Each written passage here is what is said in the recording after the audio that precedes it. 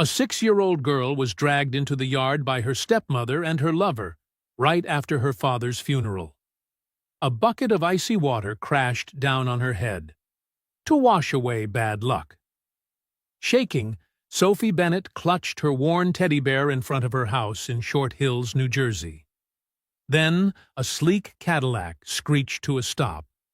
A man stepped out. Jonathan Pierce, self-made millionaire, featured in Forbes and the New York Times. He draped his coat over her shoulders and spoke one sentence.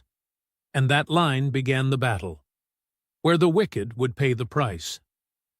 Before we dive in, don't forget to subscribe and share your thoughts in the comments. This is a story of courage and justice you won't forget.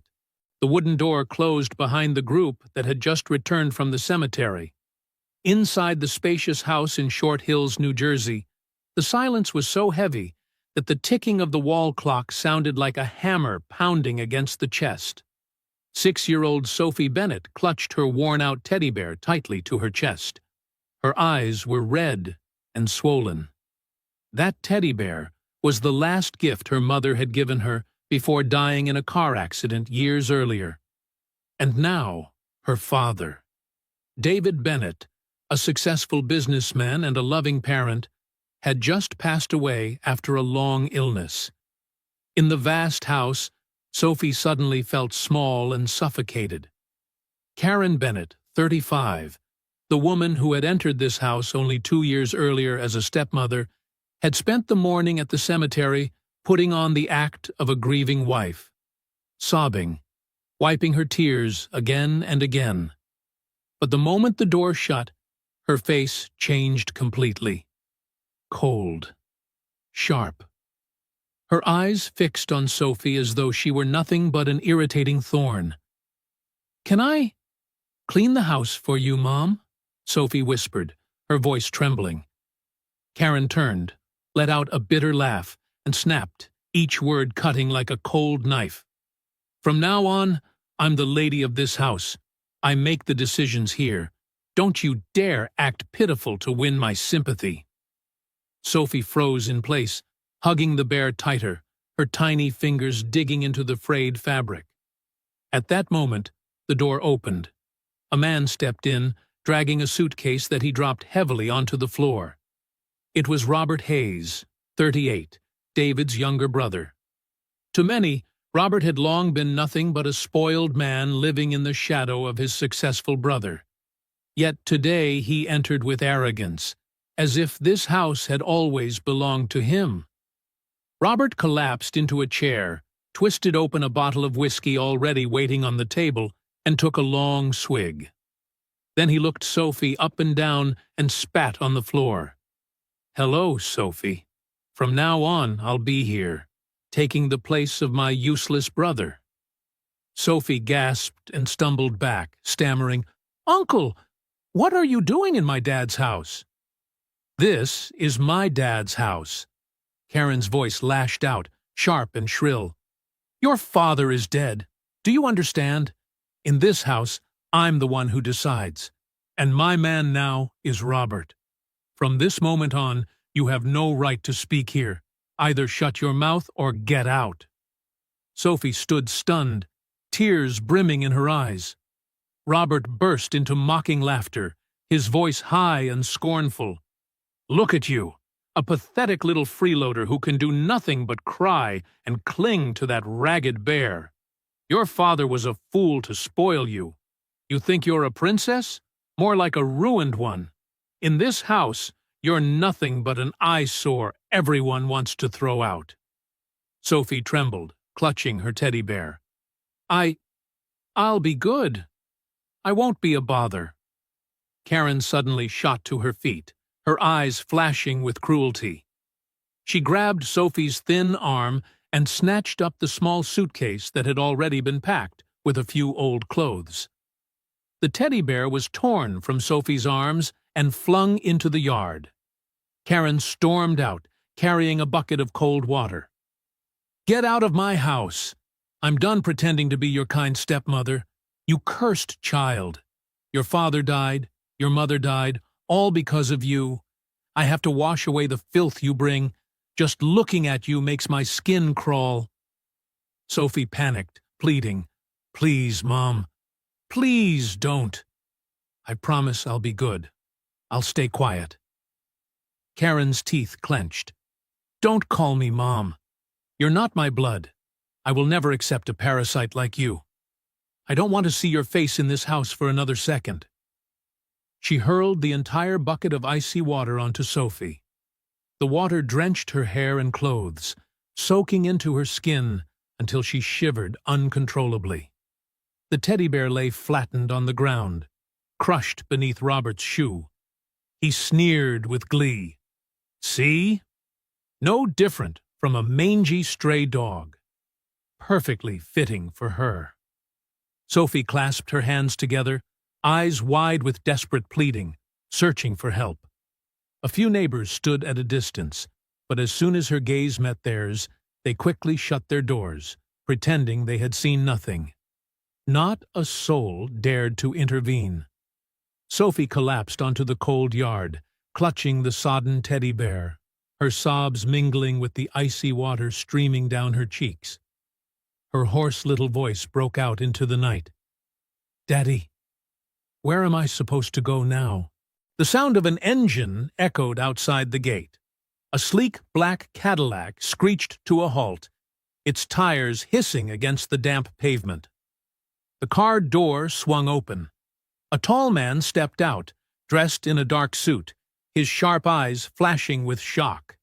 This was Jonathan Pierce, 40 years old, a self-made millionaire from New York, featured in financial magazines like Forbes and the New York Times. He had built a real estate empire spanning multiple states, a cold strategist in business, yet intensely private about his personal life.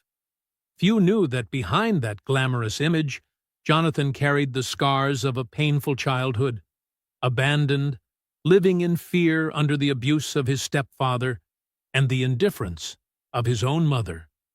And it had been David Bennett, the very friend now laid to rest, who once pulled Jonathan out of that hell and gave him shelter. Now, before Jonathan's eyes was a tragic scene. Little Sophie, shivering, drenched in icy water, clutching a tattered teddy bear. Jonathan clenched his fists as memories from when he was 15 surged back. Nights hiding under tables from his stepfather's blows, every heavy footstep in the hallway. And it was David who had reached out and pulled him from that darkness. He drew a deep breath, pushed open the gate, and stepped into the yard. The early spring wind tugged at his black suit jacket. Jonathan shrugged off his coat and draped it around Sophie's shoulders. The small body beneath trembled under the lingering warmth of the fabric. Sophie lifted her tear-streaked face, her eyes glimmering with fragile hope. Her tiny hand clutched the edge of his coat, terrified that if she let go, he too would vanish like everyone else had.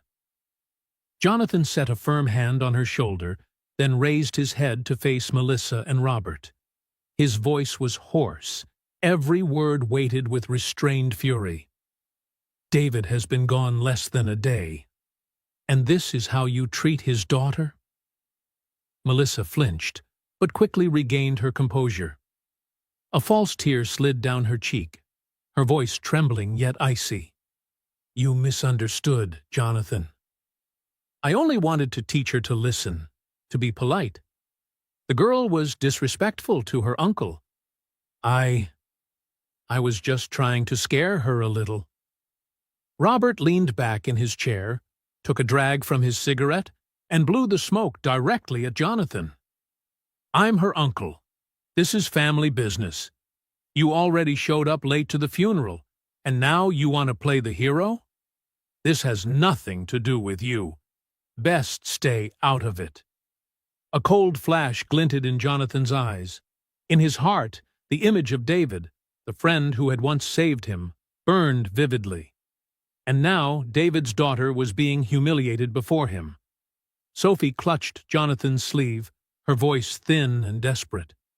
"Uncle, they'll throw me out again. I have nowhere to go." Please."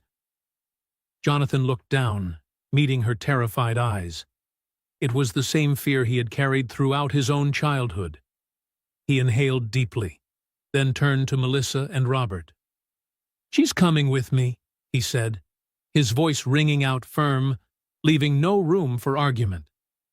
Melissa's mouth opened in protest, but Robert squeezed her arm, whispering mockingly, "Let him take her. The brat will crawl back soon enough. He won't last long." Melissa ground her teeth, forcing a crooked smile. "Fine. If you want to play the hero, go ahead. But remember, she's cursed." Jonathan didn't reply. He bent down, lifted Sophie into his arms, and walked straight out the gate. The girl clung to him, her soggy teddy bear pressed tight against her chest. The Cadillac's door opened and shut with a soft thud. The car pulled away, leaving behind Robert's derisive laughter and Melissa's venomous glare. Inside the car, Sophie curled against the seat, her small hands trembling as she hugged her ragged teddy bear. Her wide eyes brimmed with fear as she whispered, her voice fragile as the wind. "Uncle, are you going to leave me too? Like they did?" Jonathan gripped the steering wheel so tightly his knuckles turned white. Street lights flashed across the windshield, reflecting in his eyes. Memories flooded back, nights spent shivering by a window, waiting for a hand to lift him up, a hand that never came. He pressed his lips together, saying nothing. Only the steady hum of the engine filled the silence. Sophie could even feel the faint tremor in his hands. The Cadillac descended into the underground garage of a luxury Manhattan high-rise. Jonathan pulled into his reserved spot, cut the engine, and leaned over to open the door for Sophie. His hand rested gently on her shoulder. An unspoken message. "Follow me." They crossed the lobby. The doorman, Mr. Harris, a man in his 50s, gave a polite nod. His eyes lingered on Sophie's soaked clothes as though he wanted to ask, but when he met Jonathan's stern gaze, he fell silent. The elevator doors slid open. Jonathan and Sophie stood side by side. She hugged the teddy bear tightly, her eyes fixed on her wet shoes. The elevator opened onto a carpeted hallway. Jonathan swiped his card. The light blinked green, and the penthouse door unlocked. Inside, the apartment was spacious and filled with light. The living room flowed into the kitchen, everything neat and orderly. The silence so complete that even breathing seemed loud. Jonathan handed Sophie a soft towel. "Sit down. Dry off." He brought her a small sweater and sweatpants, then pointed to the bathroom. When Sophie emerged, her hair had been lightly dried, the oversized sweater hanging loosely on her small frame, making her look even more fragile.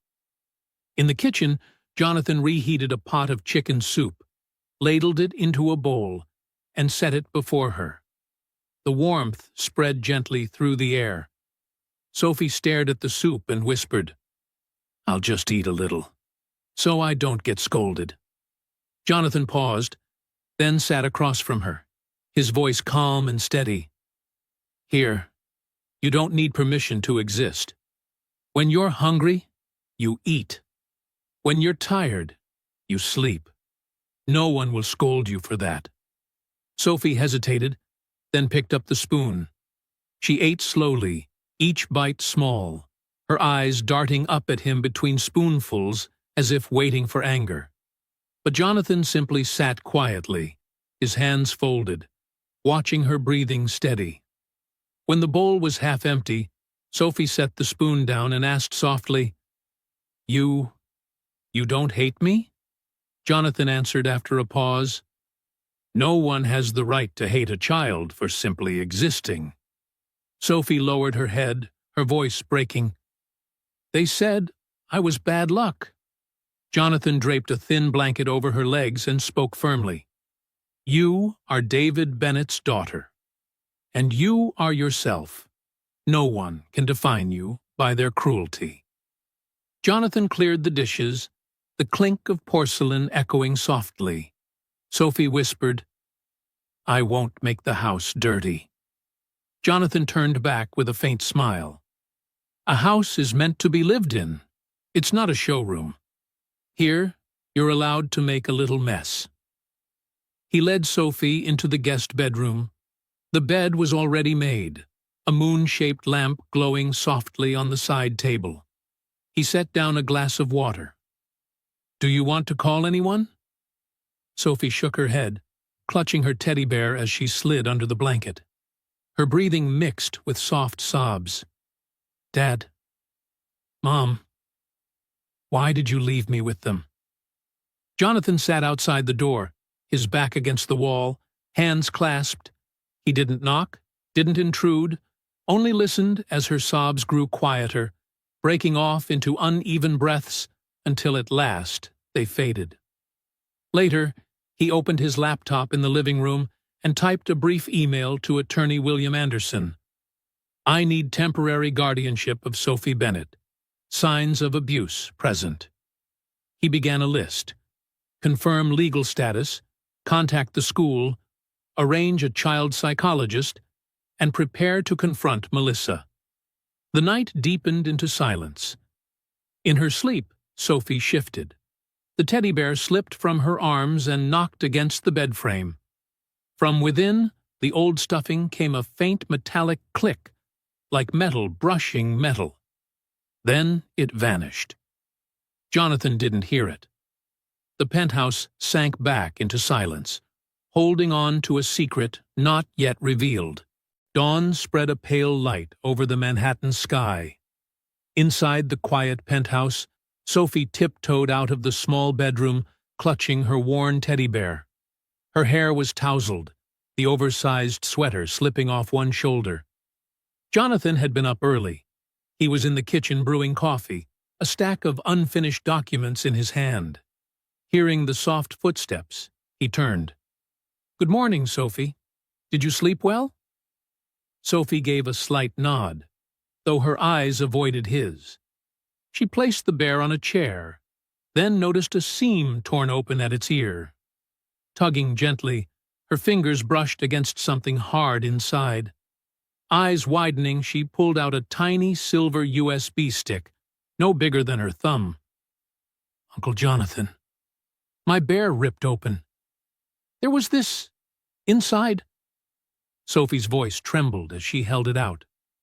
Jonathan froze. He strode over immediately, carefully taking the USB from her hand.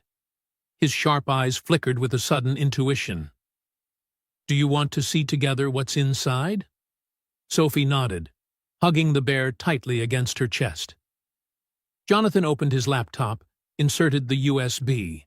The screen displayed a single file, titled with a date from 1 year ago. He clicked. David Bennett's voice came through the speakers, hoarse, weak. "Brian, what is this medicine bottle? I don't need it. When I take it, my heart races. Melissa, where did you get this?" Robert Walsh's cold voice followed. "The doctor prescribed it. Drink it. You're weak. Stop being paranoid." Then came a brief silence before Melissa's whisper slid in, chillingly clear. "Give him more. Let him die already." Sophie broke into sobs, clutching her bear, tears streaking down her face. "Uncle, they poisoned Dad. They killed him." Jonathan gripped the edge of the table, fury flashing in his eyes. He bent down, placed a steady hand over Sophie's small one, and spoke slowly, firmly. "Your father didn't want you to live in fear. He left you the truth, and we will bring it into the light." Jonathan rewound the recording, listening intently to every breath, the clink of glass, the scrape of a chair. He extracted the file, saved 2 copies, one on the hard drive, another to a secure cloud. "Uncle Jonathan, if they find out, they'll take the USB back, won't they?" Sophie looked up, wide-eyed with worry. Jonathan leaned close, his gaze unwavering. "No one can take it anymore. I'll guard it. Not even them." He picked up his phone, dialing a middle-aged man. "William, it's me. I need you today. There's evidence tied to poisoning and a family dispute." On the other end was Professor William Anderson, lawyer and academic, an expert in finance and family law. His voice was calm, steady. "Don't send anything over messages. Keep it intact. I'll come. Jonathan, stay calm. Protect the child first." Jonathan ended the call, then sat beside Sophie. "Today we'll have a proper breakfast. After that, a lawyer I trust will come meet you. He doesn't talk much, but he always stands on the side of truth." Sophie wiped her tears, nodding faintly. "If Dad were alive, would he be happy I found this?" Jonathan swallowed hard, replying softly, "Your father would be proud. Proud that you were brave enough to face the truth." He slipped the USB into a shock-proof pouch, locked it in the small safe in his study. Meanwhile, in a rented apartment in Newark, Melissa Grant slammed a newspaper down on the glass table. Morning headlines screamed, "Millionaire Jonathan Pierce carries David Bennett's daughter out of the house." "He's challenging me," Melissa hissed. Robert lounged in a chair, puffing smoke, smirking. "Stop the crocodile tears. The press already sees through it. Don't think I don't know. The girl's with him. She still holds company shares. If she slips beyond reach, our plan collapses." Melissa clenched her fists. "I'll sue him for kidnapping. I'll say he's exploiting her to seize the assets." Robert narrowed his eyes, his tone dry as steel. "Then sue. But remember, drag her back at all costs. She holds the key. If she's lost, we both lose everything." By noon, Jonathan's phone buzzed nonstop. Headlines flooded the screen. Melissa sobbing in front of cameras, clutching David's portrait, her voice trembling. "Millionaire Jonathan Pierce kidnapped my daughter to steal the inheritance." Jonathan switched off the phone, poured Sophie a glass of warm milk. "Drink. Then we're going to the library." Sophie hugged her teddy bear tightly, fear flickering in her eyes, but nodded. The library was hushed, filled with warm light. At the front desk stood a young woman with neatly tied hair and a name tag that read, "Emily Carter." She smiled. "How can I help you two today?" Jonathan laid a folder on the counter, a copy of the will, stock transfer agreements, medical treatment records. "I need dates verified, authenticity checked, and any irregularities flagged." Emily nodded, then leaned gently toward Sophie. "Hello there. I'll help you find the right answers." She quickly tapped into hospital records, corporate registries, public databases. Her fingers danced across the keys until her eyes froze on a detail. The stock transfer contract is dated March 14th, but the hospital records show Mr. David Bennett was under sedation for 48 hours on that day.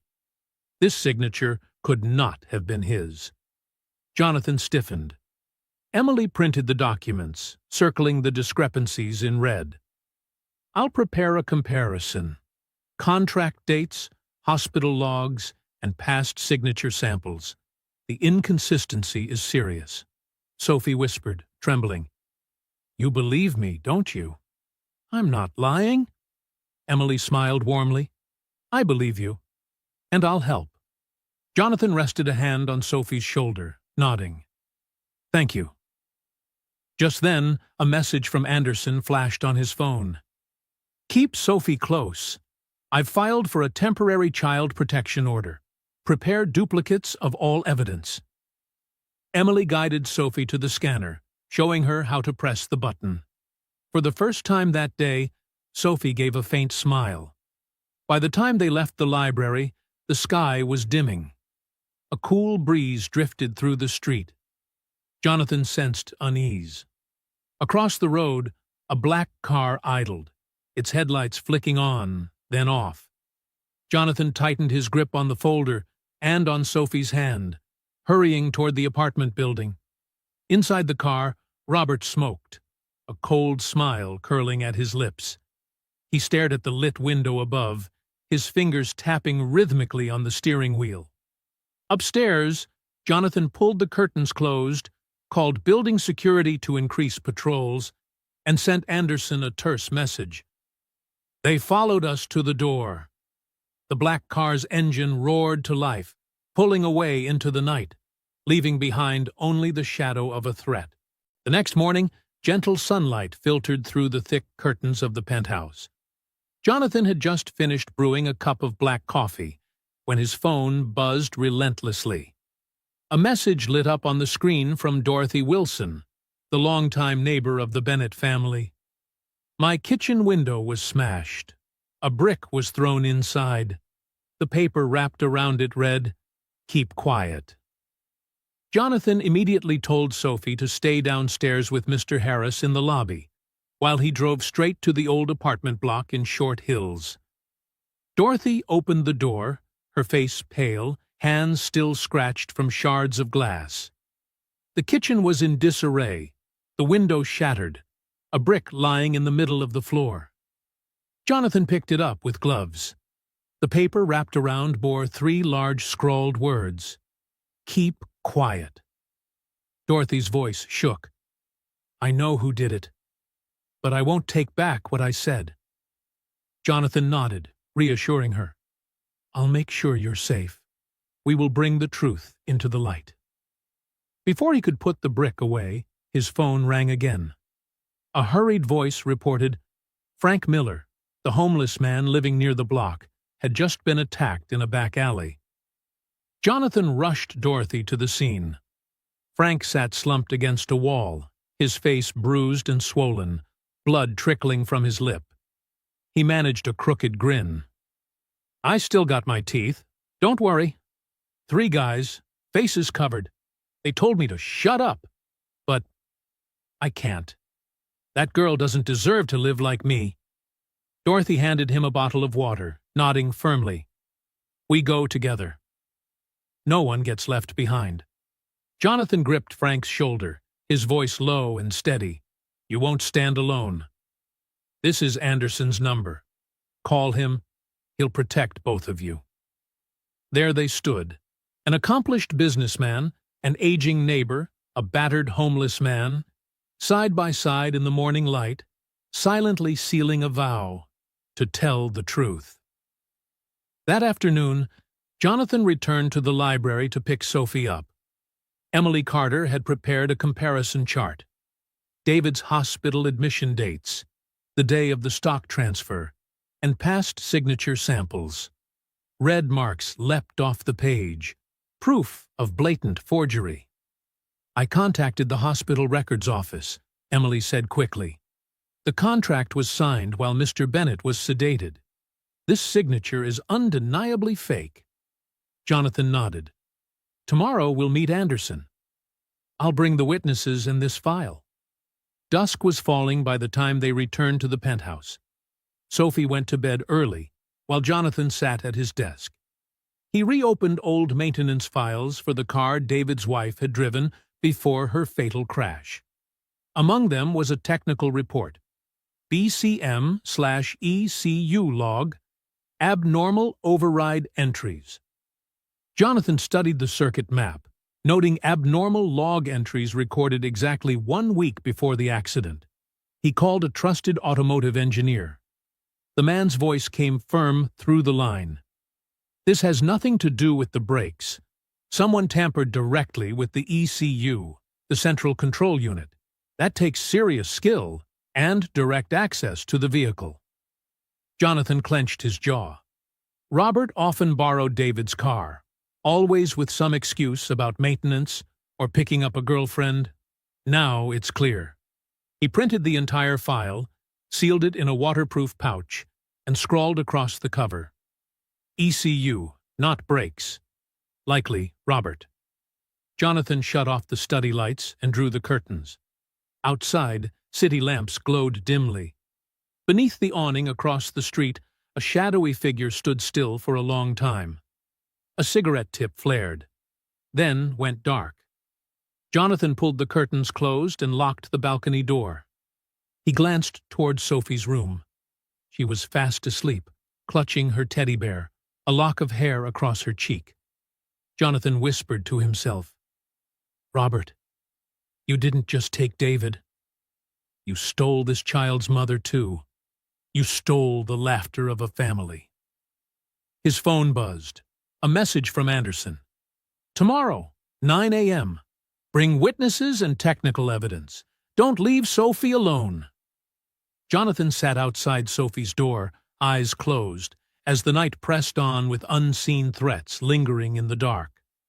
The next morning, as Jonathan drew the curtains, another message from Dorothy flashed. Kitchen window smashed again.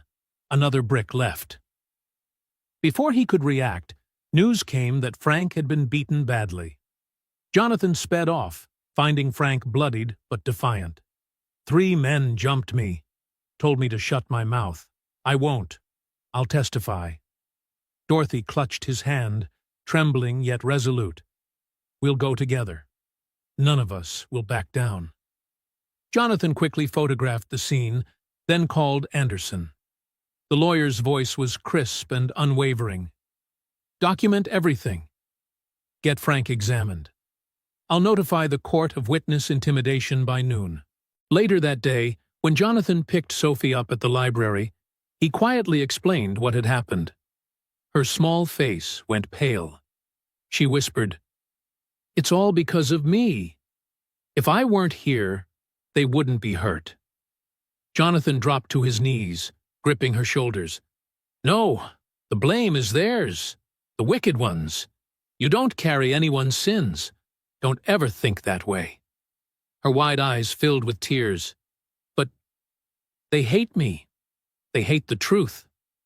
Jonathan shook his head, his voice firm. "They don't hate you. They fear the truth, and the truth cannot be silenced." That afternoon, Jonathan led Sophie, Dorothy, and Frank to William Anderson's law office in Midtown Manhattan. A polished brass plate gleamed at the door. William Anderson and Associates, Family and Finance Law. They were greeted by Paula Green, the warm-smiled paralegal, who offered Sophie a cup of cocoa. "Sit here, sweetheart. The grown-ups will talk complicated things, but Mr. Anderson will explain it, so you understand." Anderson entered, a man in his 50s, silver hair, eyes sharp yet calm. He shook Jonathan's hand, then bent down slightly to Sophie. "Hello, dear. Today, I'll be listening to everything." In the conference room, Jonathan placed the USB and files on the table. Anderson plugged in the device, listening carefully to David's weak voice questioning the medicine, Robert's cold reply, and Melissa's whispered words. "Give him more. Let him die." Anderson arranged the evidence in neat order. Dorothy's statement, photos of broken glass, Frank's injury report, Emily's signature analysis, the car's technical logs. He nodded, speaking slowly, as though counting each beat. "We now have audio evidence, eyewitness testimony, forged contract indicators, and technical proof of tampering. I will petition for witness protection and request the court grant you temporary guardianship." Jonathan nodded firmly. "I'm ready." Just then, the door creaked open. Sophie stood holding her cocoa, eyes wide. She had overheard. Her voice quivered. "Mr. Anderson, my mom. Her death. It wasn't an accident, was it?" Jonathan sprang to his feet, kneeling before her, his voice trembling but steady. "Some truths will come piece by piece. But today, let me carry this weight for you. One day, you'll know everything." Sophie bit her lip, tears falling, but her gaze glimmered with resolve. I'm not alone anymore, am I?" Anderson placed a reassuring hand on her shoulder. "You are never alone. The law will stand by you." Paula handed Anderson another file, the petition for a temporary protection order and an emergency hearing date. Anderson signed swiftly, then turned to Jonathan. Tonight, minimize movement. Don't let her go anywhere alone. I've already alerted the police. As they left the office, Sophie squeezed Jonathan's hand, whispering, If I have to speak in court tomorrow, I'll tell the truth. Jonathan tightened his grip, his eyes blazing with determination. And I'll be right beside you. Night fell. In the penthouse, Jonathan organized the files, backing up the USB, the photos, the technical report. The evening news flickered on. Melissa stood in front of cameras, dressed in black, eyes glistening as she declared, I will fight to regain my daughter. Jonathan Pierce is nothing but a greedy man trying to seize control of the shares. Sophie hugged her teddy bear tight, fear flashing in her eyes. Jonathan stepped forward, blocking half the screen, his voice low and resolute. Listen to me, Sophie. Noise is not the truth. Outside, the hammer of public opinion echoed loudly. But within the penthouse walls, Jonathan and Sophie braced themselves for the battle that was about to begin. The next morning, as the first rays of sunlight pierced through Manhattan's glass towers, Jonathan held Sophie's hand as they walked through the gates of the New York County Family Court. The hallway was crowded, reporters jostling with cameras flashing relentlessly. William Anderson walked beside them, carrying a thick stack of files. His assistant, Paula Green, was already waiting with additional documents in hand. A bailiff, Miller, led them into courtroom 3. On the high bench sat Judge Patricia Coleman, her expression stern and unyielding. At the defense table, Melissa Grant wore a black dress, clutching a tissue, her eyes red and puffy. Beside her sat Brian Walsh in a dark shirt, his face carefully arranged to play the part of a kind uncle. Their attorney, Avery Clark, adjusted his tie before stepping forward. The gavel struck sharply. Court is now in session. Attorney Clark began, his voice ringing with confidence. Your Honor, my client, Mrs. Melissa Grant, is a desperate mother. Her child has been taken from her home against the will of her lawful guardian by Mr. Jonathan Pierce, a powerful businessman. This is abduction in disguise. Melissa sobbed on cue, dabbing her eyes with the tissue. I just want my daughter back. Jonathan stood tall, his voice steady and firm. Your Honor, this child has been abused. I have witnesses. I have evidence. The judge tapped her gavel. Call the first witness. Dorothy Wilson stepped up to the stand, her hands trembling. I live downstairs. That day I saw them drag the girl out into the yard. Brian grabbed her wrist, while Melissa carried a bucket of water and poured it straight over her head. The child was shivering, begging them to stop. Attorney Clark cut in sharply. Do you hold any personal grudge against my client? Dorothy shook her head, her voice resolute. No. I was simply afraid. They have money and influence, but I saw it with my own eyes. Next came Frank Miller, wearing a worn knit cap, his rough voice unwavering. I sleep out back. I heard the child crying. When I looked, I saw her being dragged, stumbling on the steps. I wanted to step in, but Brian stared at me like he'd kill me if I moved. I can't stand by. No child should live the way I did. I have to tell the truth. The judge nodded, jotting notes. Anderson stepped forward, placing a small USB drive on the table. Your Honor, this is an audio recording left behind by Mr. David Bennett himself, hidden inside his daughter's teddy bear. The file's timestamps and metadata have been verified. No tampering whatsoever. With the court's permission, I will play it now. The courtroom fell silent. David's weak, weary voice spilled from the speakers. Brian, what is this bottle of medicine? I don't need it. When I take it, my heart races. Melissa, where did you get this? Brian's voice came cold and flat. The doctor prescribed it. Drink it. Then Melissa's chilling whisper, give him more. Let him die already. A ripple of shock coursed through the room. Melissa's face went pale. Brian shot up, shouting, fake, fabricated, spliced together. It means nothing. Anderson calmly held up a document. This recording has been certified by the Digital Forensics Department. There are no signs of splicing. He continued, and here is the technical report from the car manufacturer. The brakes were never at fault. The ECU, the Central Control Unit, was deliberately tampered with. The only person with consistent access to the vehicle was Brian Walsh. Judge Coleman flipped through the documents, her eyes narrowing like steel. Melissa gasped, interjecting desperately. I only wanted to teach her. I never meant to hurt her. Jonathan leaned down, whispering to Sophie, you don't have to speak if you don't want to. But Sophie drew in a deep breath and rose to her feet. Her voice was small, but it carried across the courtroom. If they loved me, they wouldn't pour water on me. They wouldn't laugh when I cried. The entire room went silent.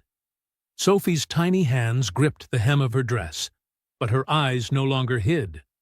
The judge paused for a long moment, then instructed the clerk, record the child's words verbatim. Anderson presented one more piece of evidence, Emily Carter's handwriting comparison chart. This proves that the stock transfer agreement was signed while Mr. David Bennett was in a medically induced coma. The signature does not match his prior samples. This is outright forgery. Judge Coleman nodded firmly. The court acknowledges the evidence of forgery. Brian lost control, leaping to his feet and shouting, that brat is lying. He just wants the money. Melissa tugged at his sleeve, her hands trembling violently. The gavel slammed hard. Judge Coleman's voice thundered, order! Based on the preliminary evidence of abuse and forgery, this court orders temporary guardianship of the child. Sophie Bennett is granted to Mr. Jonathan Pierce. The immediate arrest of Melissa Grant and Brian Walsh for investigation into poisoning, child abuse, and property fraud. Further hearings will proceed once the district attorney supplements the criminal file. Court officers stepped forward swiftly, handcuffing Melissa and Brian. Melissa collapsed into her chair, sobbing. Brian stood frozen like stone. Cameras flashed furiously, flooding the room with blinding light. Sophie burst into tears and flung herself into Jonathan's arms. Do I have anyone left? Jonathan held her close, his voice breaking yet steady. You still have me. And you still have yourself. In that embrace, amid the storm of media chaos, a small pocket of silence opened, warm, unshakable. After signing the temporary guardianship papers, Jonathan guided Sophie out of the courtroom. In the hallway, Paula Green handed him an envelope containing the documents and reminded him of the appointments with Child Welfare Services. Jonathan bent down, whispering to Sophie, let's go home. This house will no longer have shadows. That afternoon, a locksmith arrived to change every lock. The wooden door, once slammed in Sophie's face, now opened with a soft click. Sophie stood at the threshold, her small feet hesitant. Jonathan placed a hand on her back. From now on, this will be a new beginning. No more darkness. Sophie inhaled deeply and stepped inside. The room was bare, its walls faded and chipped, empty frames still hanging quietly. They seemed to wait for new memories to fill them.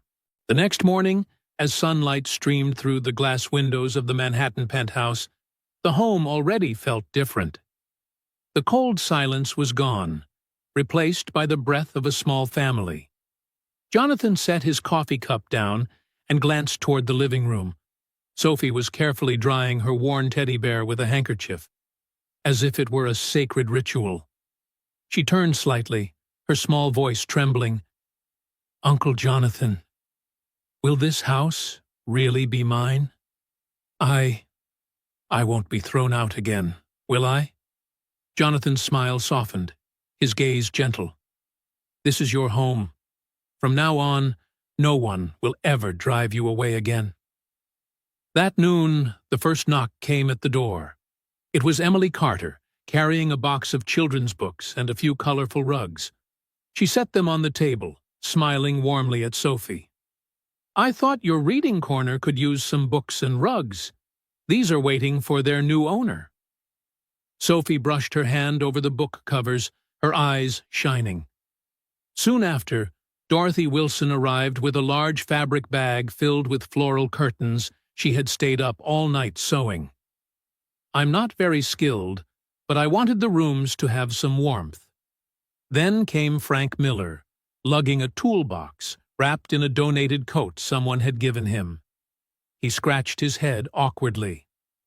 "I know how to use a hammer and nails. Let me build some shelves for the kids' books." The apartment filled with sounds, the pounding of hammers, the snip of scissors, laughter mingled with the hum of conversation.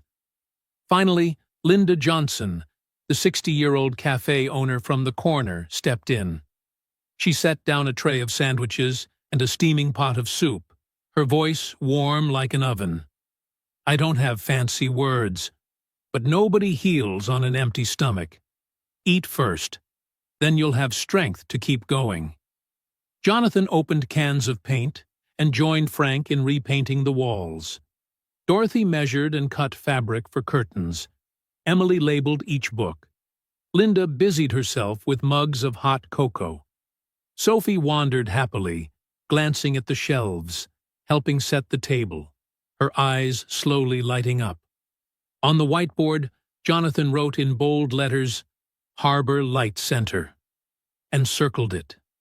By evening, Sophie's room had changed completely.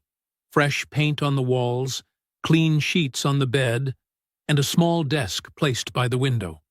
She stood at the doorway, hesitating. I'm still afraid of this room. It's where Dad died. I'm scared to step inside." Jonathan leaned against the doorframe, his voice low but gentle. "You have the right to be afraid, and you have the right to take your time. Walk in only when you're ready." Sophie stayed quiet for a moment, then placed her teddy bear gently on the pillow, whispering, "I want Dad's picture hung here again." Jonathan nodded. "Tomorrow, we'll frame that picture together." The following day, a social worker arrived, Ms. Rivera, short-haired, firm in demeanor, but with kind eyes. She walked through the apartment, noting the bookshelves, the curtains, the freshly painted bedroom. She asked Sophie a few soft questions. "How do you feel here? Are you eating and sleeping well? Do you feel afraid?" Sophie lowered her head, but whispered back, "Here. No one yells at me. I have a place to read. I want to stay." Ms. Rivera nodded, jotting quickly. "The best thing for a child is a consistent adult by their side. Keep it this way." A week later, Jonathan walked Sophie to school. He stood by the gate until he was sure she was safely inside before turning back. That afternoon, the house bustled again. Emily set up a story corner for neighborhood children. Frank finished 2 long pine bookshelves, the smell of fresh wood still lingering. Linda brought more cookies, scolding half seriously, "Don't eat too many, or you'll get a stomachache," before sneaking an extra bag into Sophie's backpack. Dorothy sat knitting by the window, glancing up now and then with a smile. Anderson arrived with a stack of documents. The apartment had been preliminarily certified as a small community center. A house once filled with shadows was slowly becoming a refuge of hope. One evening, Jonathan was folding blankets in the living room when Sophie appeared, wringing the hem of her sweater. She stood silently for a long time before blurting out, "Uncle Jonathan, do you want to be my dad for real? Or is it just because you miss my dad?" The room fell still. Jonathan set the blanket aside, kneeling so his eyes met hers. "At first, it was because of your father. He once saved me, so I thought I was paying a debt. But now, it's because of you. You are my heart's choice." Sophie's eyes brimmed with tears, her voice quivering. "If one day you forget about my dad, will you still choose me?" Jonathan smiled, pulling her into his arms. "There are many things I might forget, but I will never forget the promise I'm making to you today."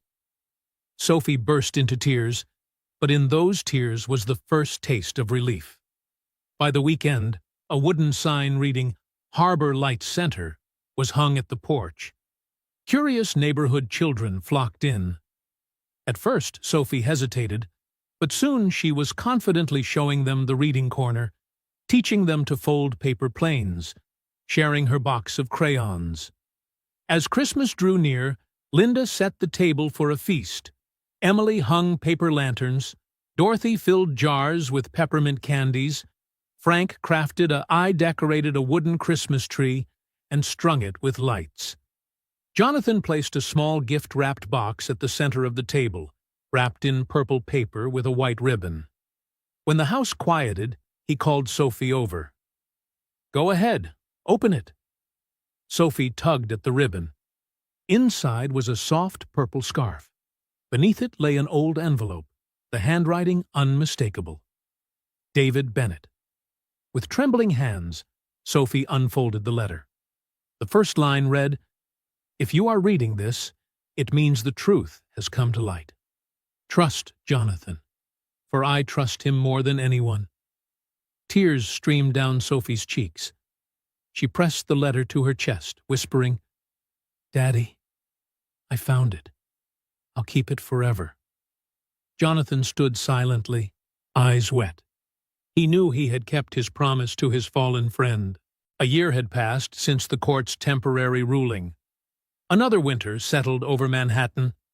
Hanging proudly on the porch was a polished wooden sign, Harbor Light Center.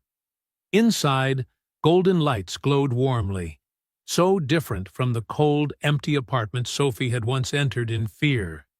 Now 7 years old, Sophie wrapped her long purple scarf around her neck. She stood on a wooden stool, carefully tying the final red ribbon onto the sign.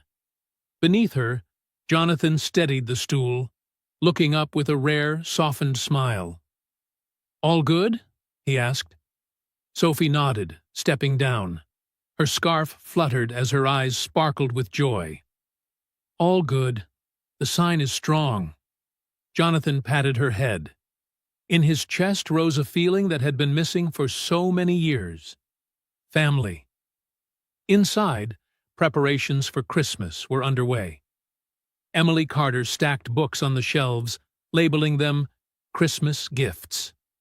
Dorothy Wilson adjusted the floral curtains she had sewn, her hands trembling, but her eyes full of pride. Frank Miller connected bulbs from recycled wires.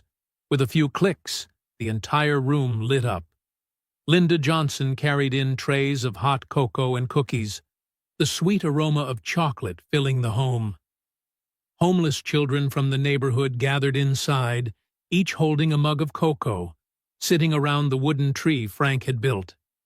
Their laughter rang out, erasing the shadows of Sophie's painful past. Just then, the door opened.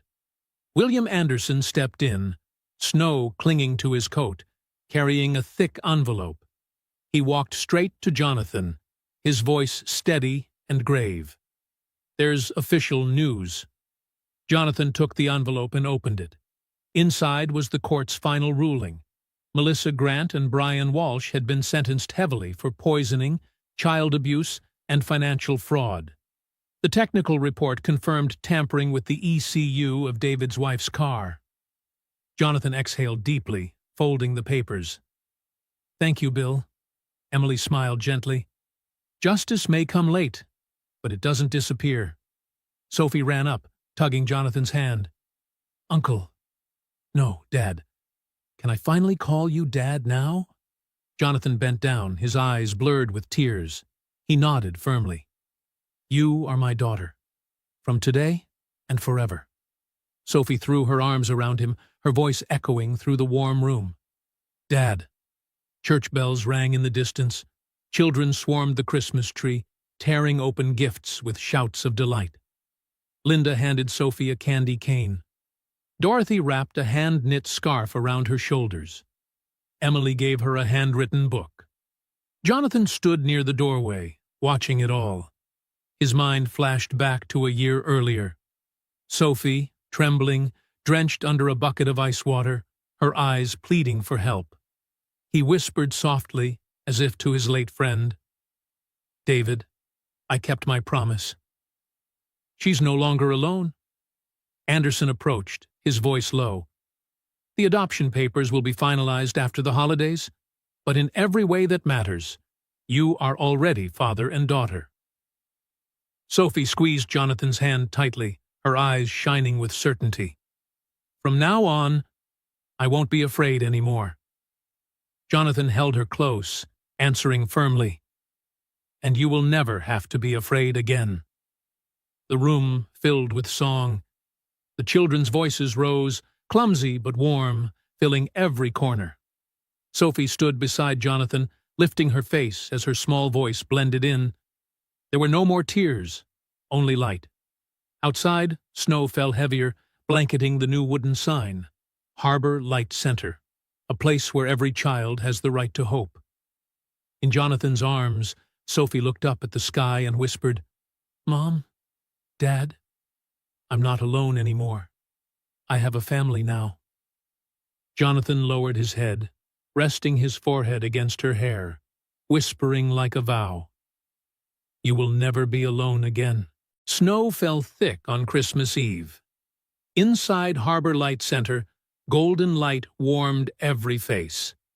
The children sat in a circle around the wooden Christmas tree Frank Miller had built, clutching little gifts wrapped in old newspaper that still shone with joy. Emily Carter stood by the bookshelf, smiling as Sophie led the children in, reading aloud, page by page.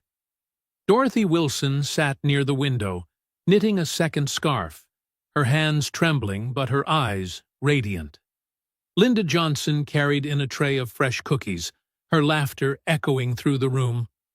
Frank Miller fiddled with the string of lights, then clapped softly as the tiny bulbs lit up all at once. Sophie looked up at Jonathan, her lips trembling before she spoke clearly. Dad. Jonathan froze, his eyes reddening. He pulled her into his arms, his voice breaking but firm. You are my daughter. From now and forever. Applause and cheers rang out.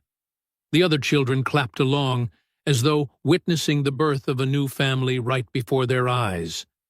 Jonathan stood near the framed photo of David Bennett on the wall, whispering to his late friend, David, I kept my word. I protected her, and I've turned this house into a place where light shines. Sophie placed a wooden star, carved by Frank, on the small memorial altar, whispering softly, Daddy, I read your letter. I did what you asked. I trusted Uncle Jonathan. Now he's my dad. In the days that followed, Harbor Light Center became a haven for many others. Homeless children found a place to study and drink warm milk. The elderly found companionship, knitting scarves and easing their loneliness. Volunteers, students, and teachers came in shifts to read stories to the children. The wooden sign outside glistened under the snow. Harbor Light Center, a place where every child has the right to hope. Jonathan sat on the porch, Sophie wrapped in her purple scarf, leaning against his shoulder. Watching the children run and laugh in the yard, he said quietly, A year ago, you were shivering in the cold rain. Today, you're leading other children forward. That's the strength of courage. Sophie smiled, tightening her grip on his hand. "I'm not afraid anymore. And I know you're not afraid either." Night fell. Snowflakes shimmered beneath the streetlights. Amid Christmas carols filling the air and distant church bells ringing, Jonathan and Sophie stood in the embrace of their community, knowing the painful past had closed. But this story is not theirs alone. It is a reminder. When evil tries to drown us in darkness, kindness and justice will always light the way. Melissa and Brian have paid the price. Sophie found a family and a new home. Jonathan kept his promise to his fallen friend. The story closes, but the message remains. The wicked will face justice. The good will be rewarded.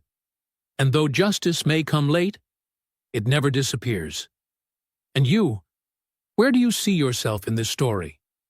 In Sophie's pain? Or in Jonathan's choice to stand up? Have you ever witnessed injustice and dared to speak out? If you met a Sophie right beside you, what would you do to chase away her fear? Share your thoughts in the comments below. And don't forget to subscribe to our channel so that more people can hear stories that heal and reignite hope.